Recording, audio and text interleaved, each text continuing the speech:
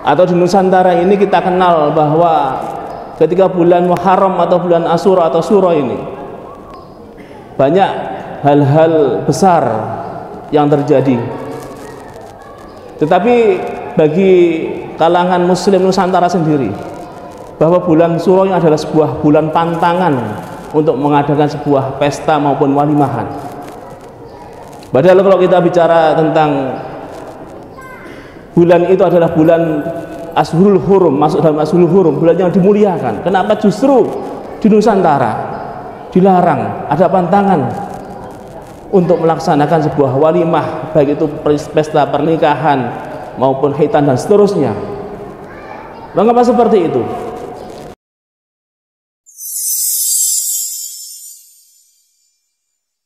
Jamaah Jumat rahimahullah, pada kesempatan Jum'ah kali ini kami akan menyampaikan tentang bulan Muharram berdasarkan sejarah, sosial, budaya dan ibadah. Bahwasanya bulan Muharram atau di situ ada kita kenal sebagai tahun baru Hijriyah di tanggal 1 Muharramnya itu, berdasarkan sejarah bahwa kalender yang bersistem tahun itu ada dua jenis. Yang satu adalah berdasarkan solar, yang kedua berdasarkan lunar. Solar ini kalender berdasarkan pada matahari, contohnya adalah tahun Masehi, kalender Masehi kita itu. Yang kedua lunar, berdasarkan sistem kalender pada bulan atau kalender Hijriyah. Di dunia ada dua jenis itu, dan kalender kita berdasarkan lunar yang Hijriyah ini. Kalender Hijriyah secara sejarah itu baru muncul, baru ada pada tahun 17 Hijriyah, yakni setelah 17 tahun hijrahnya Nabi Muhammad SAW dari Makkah ke Madinah, atau 7 tahun setelah Rasulullah SAW wafat menghadap pada Allah SWT. Artinya bahwa kalender Hijriyah itu adalah hal yang baru yang tidak ada di zaman Rasulullah SAW.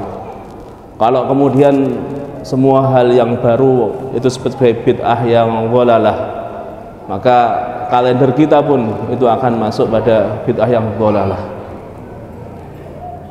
Sejarah kalender itu seperti apa? Bahwa pada masa itu dipimpin oleh salah satu khalifah Rasulullah yang kedua, yakni Amirul Mukminin Umar bin Khattab. Beliau sebagai pengganti khalifah pertama Abu Bakar As-Siddiq yang memerintah selama 2 tahun Abu Bakar ini, dan Umar bin Khattab selama 10 tahun. Pada tahun kelima beliau memerintah, atau ke-7 setelah Rasulullah SAW wafat,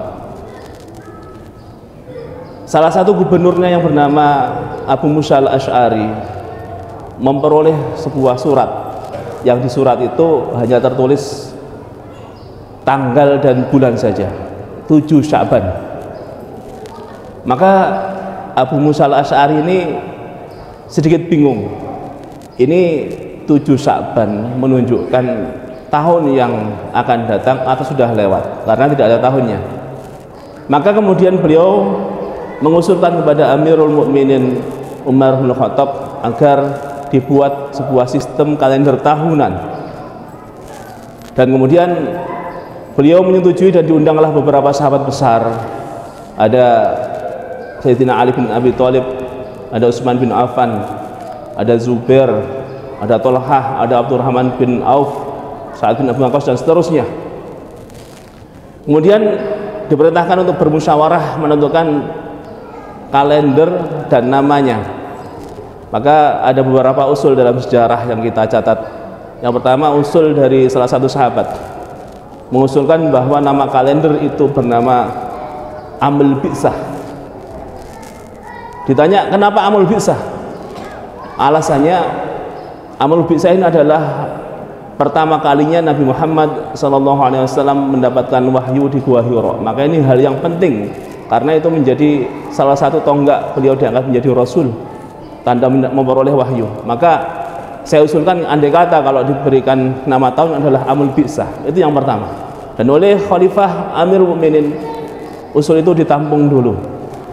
Ada yang mengusulkan yang kedua, Amirul Mukminin saya usul nama kalender itu adalah Amul Fil.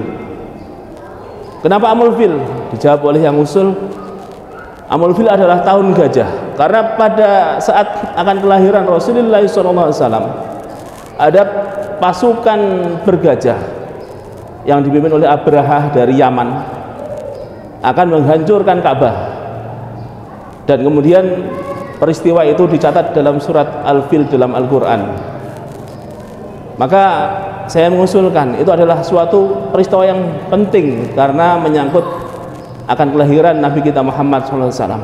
Maka saya usulkan Amul Fil sebagai nama tahun kalender kita.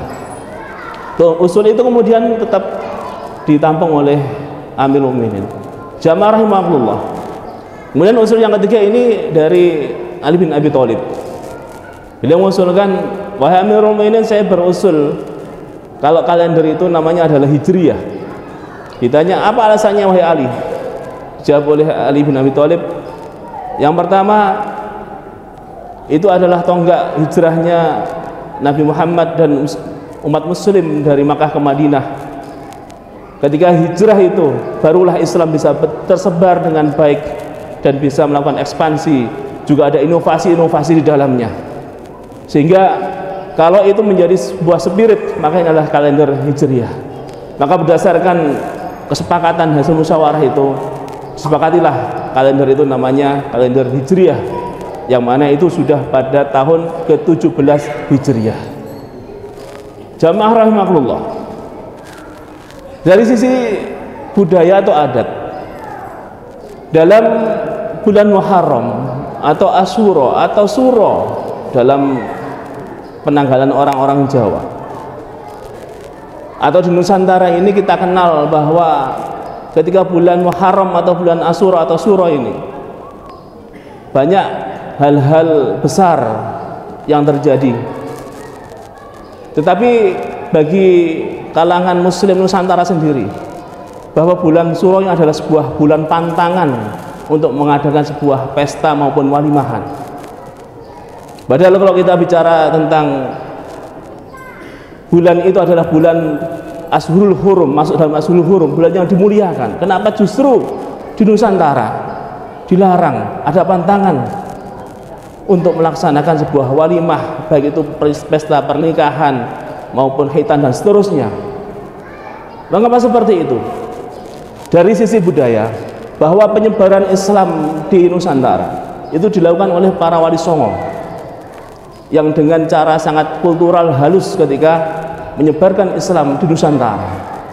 Di antara ajaran-ajaran wali songo itu adalah tentang bagaimana kecintaan kita dan penghormatan kita kepada Nabi Muhammad SAW, dan itu dikemas dengan cukup indah ketika di bulan Muharram itu. Kenapa kemudian wali songo ini atau penyebar Islam terdahulu itu memberikan pantangan, janganlah membuat pesta, membuat walimah di bulan Muharram itu, padahal bulan yang dimuliakan.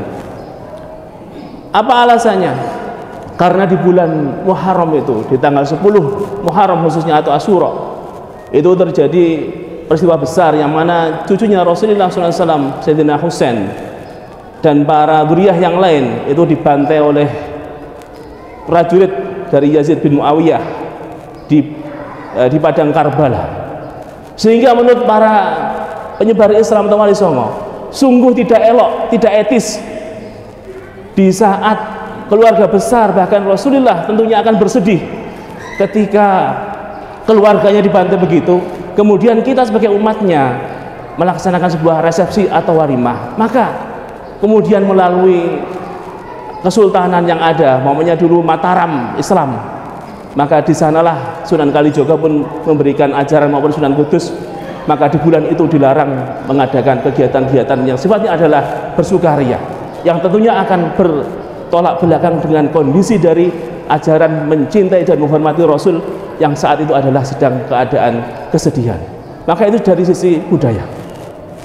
Jamaah rahimakumullah, yang terakhir adalah sisi ibadah, bahwa momentum tahun baru itu ada sebagai muhasabah akan diri kita. Apakah tahun ini akan lebih baik ataukah justru lebih buruk, ataukah stagnasi hanya sama dengan amal-amalan yang kita lakukan seperti kemarin. Itu semua kembali kepada diri kita masing-masing. Kalau kita berbuat baik, ya untuk diri kita sendiri. Kalau kita berbuat buruk, juga untuk kita sendiri. Dalam Al-Quran, in ahsantum ahsantum li anfusikum wa in asatum falaha. Jika kamu berbuat baik, maka itu akan kembali untuk dirimu sendiri. Berbuat buruk juga sama akan kembali pada dirimu sendiri.